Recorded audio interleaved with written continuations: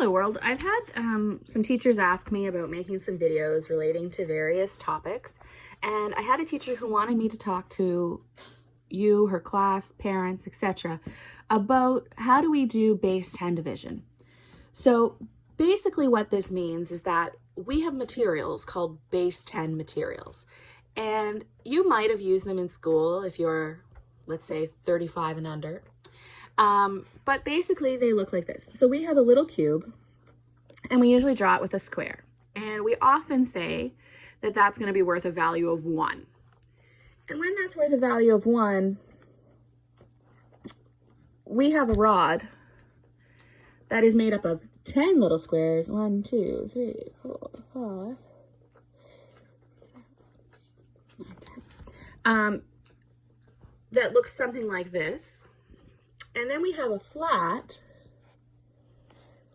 which is actually made up of 10 rods or 100 squares. 1, 2, 3, 4. Oh, I'm making those too big as I draw them here.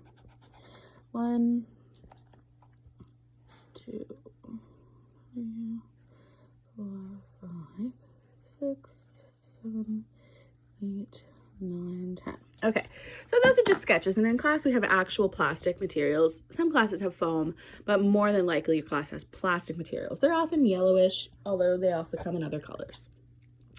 Now, kids are very familiar with these. We've been using these since grade 2 to represent numbers. And in grades 2 and 3, we also add and subtract with these numbers. And in grade 4, we multiply and divide with these numbers.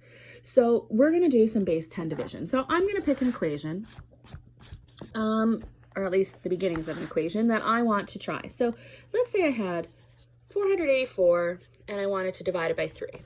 Okay. Well, first of all, we have to talk about what that means. So this could mean two things. It could mean that I have 484 and I'd like to put it in evenly to 3 different groups. It could mean I have 484 and I'd like to put it into groups of 3. Well, let me tell you, it's going to be a lot easier to put it in 3 groups than groups of 3. I don't want to be drawing little groups of 3 squares as many times as it needs to get me to 484.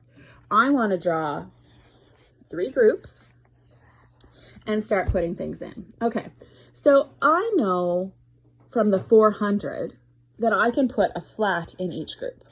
If I put a flat in each group, that's going to take care of 300. I still have 184 left to deal with. Now, I can't take that last flat and put it anywhere because, well, I can't divide it. It's plastic, it's hard, I can't split it up. But if I could, I would get 10 rods out of this. So, in fact, in this number, I have 18 rods. So I have 10 of them that would be part of this 100, and I have another 8 of them, which would be from here in our tens place where we already had 8 rods. Your kids, to them, that might look like taking a flat, and again, they can draw the lines, but they don't have to. Taking a flat and representing it as 1, 2, 3, 4, 5, 6, 7, 8, 9, 10 separate rods to show that these are the same and that they're just replacing the one flat that they had in their number with 10 rods. So I'm going to do that, and I'm going to say, okay, I have 18 rods now.